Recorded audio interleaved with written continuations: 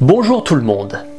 La science-fiction, que ce soit à travers la littérature ou le cinéma, nous fait diverses propositions de ce à quoi pourraient ressembler les extraterrestres. Des plus convaincantes aux plus farfelues. Mais parmi toutes ces morphologies, qu'est-ce que la science valide et ne valide pas? C'est ce que nous allons voir aujourd'hui. Et d'ailleurs, à la fin de cette vidéo, on passera en revue différentes créatures issues de la science-fiction et voir si elles sont crédibles ou pas. Dis donc, tu serais pas en train de pomper sur le style d'Astrono-Geek là? Non. Je vois pas du tout de quoi tu parles. Hein. Générique.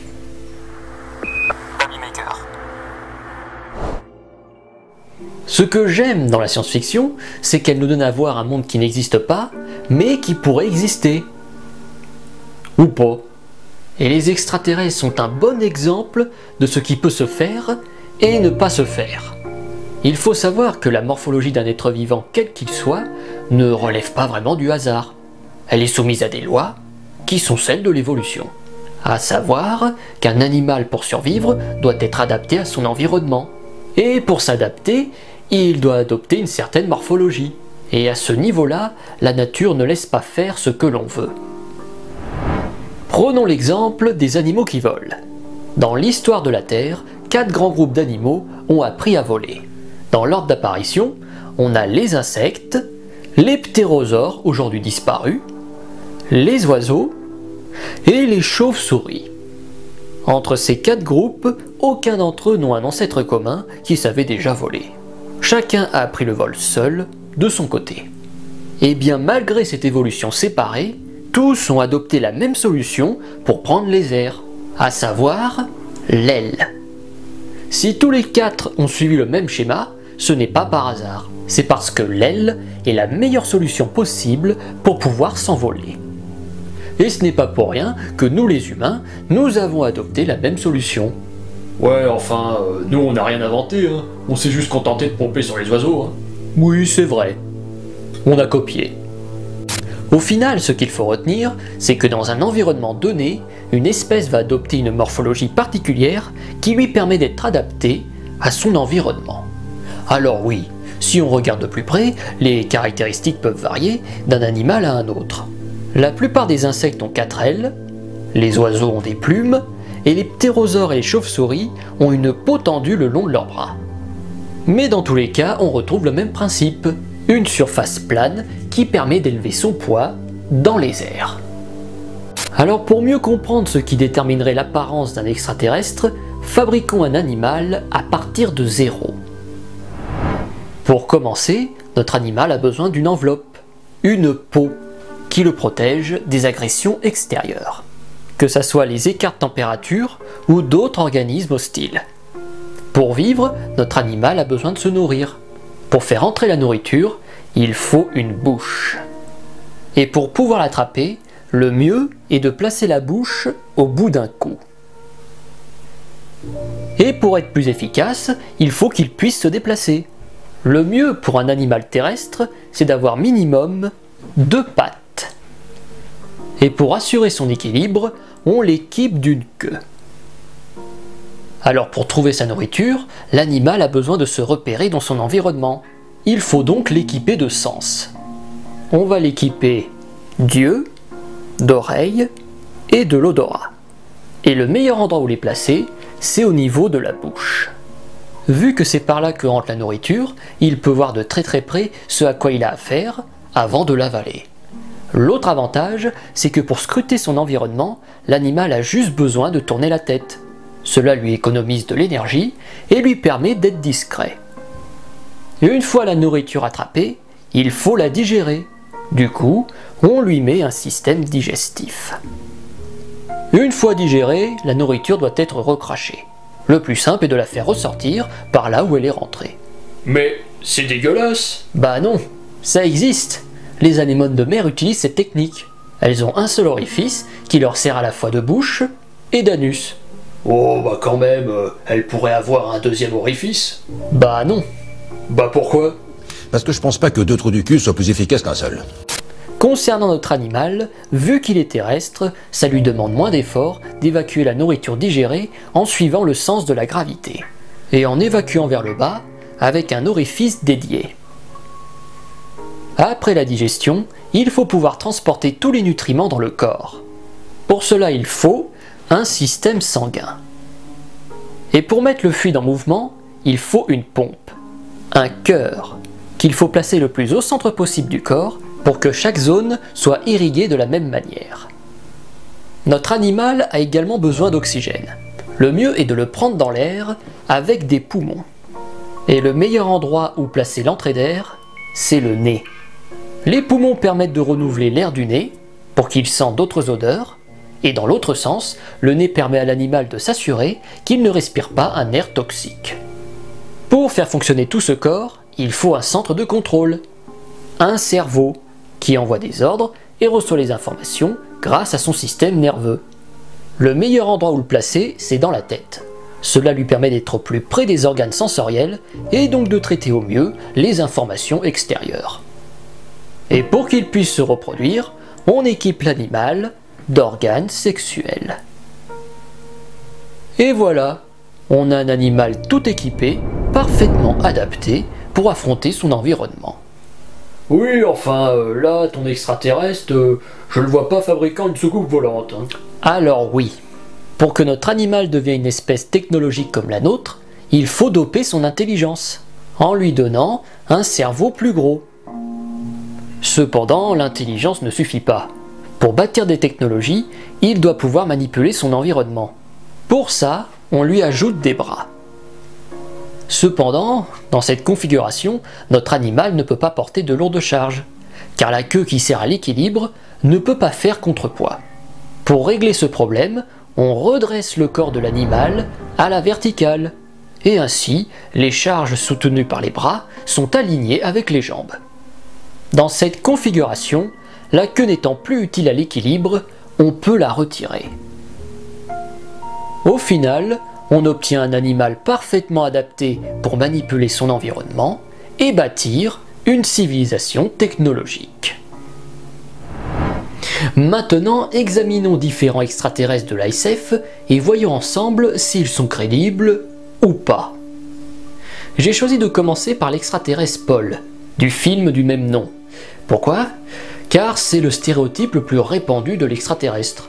Et concernant sa crédibilité, eh bien, ce n'est pas compliqué, puisque sa morphologie est très proche d'un animal qu'on connaît, à savoir, nous. Donc oui, il est crédible.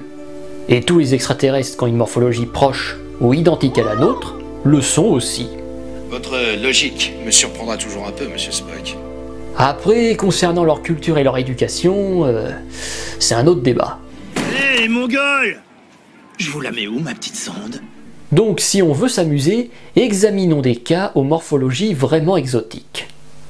Allons dans l'univers Star Wars avec Jabba le Hutt. Master. Oh. Pace Luke Skywalker, Jedi Knight. D'après vous, est-il crédible? Eh bien, il l'est. On peut dire que son mode de déplacement est crédible, car on connaît des exemples qui fonctionnent, à savoir les limaces. En revanche, ce qui pose problème, c'est sa taille. Faire ramper un corps mou aussi grand demanderait beaucoup d'énergie, et donc il ne peut pas se déplacer aussi rapidement que ce qu'on voit le faire. Donc au final, il est crédible, mais pas de ouf. Troisième cas, les mulots de Men in Black 2. Car revoilà le prince de lumière, gloire à K, gloire à K. Oh, car c'est ici, dans la lune. Et l'homme qui voulut être roi du casier de la gare. À votre avis, sont-ils crédibles? Eh bien, non. Et même pas du tout. Le seul truc qui leur fait défaut, c'est la taille. Car oui, n'en déplaise à certains, la taille ça compte. Si nous faisons la taille que nous faisons, ce n'est pas par hasard. Notre taille est en partie conditionnée par notre cerveau. Car si on faisait 12 cm de haut, notre cerveau aurait trop peu de neurones pour nous offrir l'intelligence qu'on a. Donc, pour supporter ce gros cerveau, il faut avoir une taille d'au moins 1 mètre. Et pour faire le poids face aux prédateurs, c'est aussi le minimum. Au-delà de 3 mètres de haut, ça pose problème. Si on mesurait 12 mètres, il serait trop difficile de nous fabriquer des bâtiments et des véhicules capables de supporter notre poids. Donc au final, moins de 2 mètres, c'est une taille parfaitement optimisée par rapport à notre environnement. Donc la taille, ça compte autant que le reste. Restons dans Men in Black 2 pour voir notre 4e cas. C'est un testicle! Alors celui-là, à votre avis, est-il crédible? Eh bien, il pourrait l'être. Avoir les organes génitaux placés près de la tête peut avoir des avantages. C'est le cas des escargots, des limaces et également des poulpes sèches et autres calamars. Cet emplacement leur permet de mieux maîtriser ce qu'ils font. De mieux viser quoi. Cependant, chez notre testigle, ça ne marche pas, car ils sont trop en hauteur par rapport au sol. Que ça soit pour pondre des œufs ou accoucher, il faut que le sol soit au plus proche pour limiter la chute, et donc placer les organes reproducteurs au plus bas, à savoir le bas-ventre. Et pour que l'accouplement soit pratique, il faut que le mâle ait ses organes génitaux au même niveau. Donc le testigle, ça ne marche pas trop. Maintenant basculons dans l'univers de James Cameron avec Avatar. He could almost fly with only one hunter in the whole life. Alors les Na'vi. Si vous avez bien suivi, ça ne devrait être pas trop compliqué. À votre avis, sont-ils crédibles?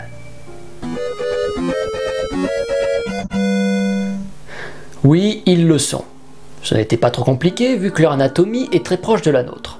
Après, ils ont un mode de reproduction assez différent, hein, fait à base de fibres optiques. Eux, ils font l'amour en 5G alors que nous, on le fait en point G. Enfin, ça, c'est quand on y arrive. Hein. Et concernant leur queue par rapport aux explications précédentes, vous allez me dire que pour l'équilibre, elle ne sert à rien, car ils se tiennent droit. Eh bien oui, mais elle peut servir à autre chose. Par exemple, les pans arborent une immense queue qui, du point de vue anatomique, est clairement un handicap. Et pourtant l'évolution l'a gardée, car elle lui sert pour les parades nuptiales. Donc oui, un élément anatomique peut être juste là pour la déco. Ça marche pour une crête, une corne ou encore une queue. Terminons avec mes petits chouchous, à savoir les aliens aquatiques d'un autre film de James Cameron, Abyss, un de mes films préférés.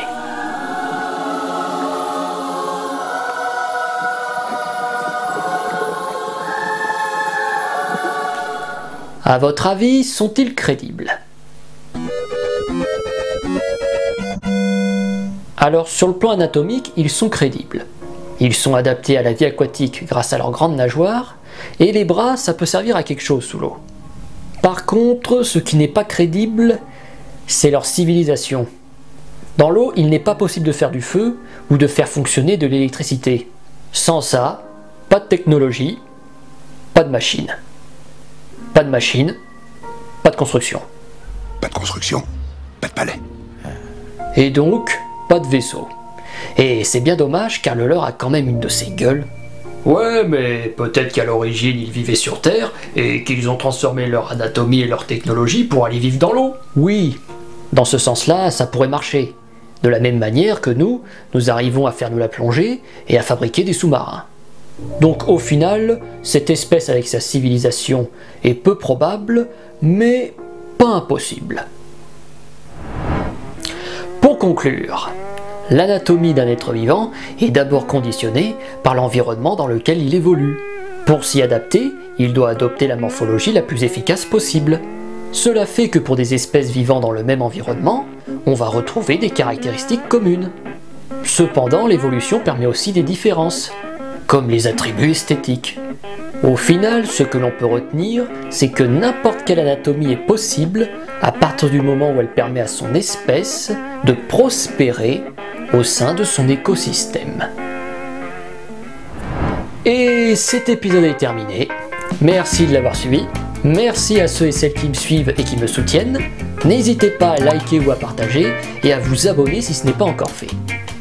Préférez la curiosité aux préjugés, et comme dirait l'autre, Allez.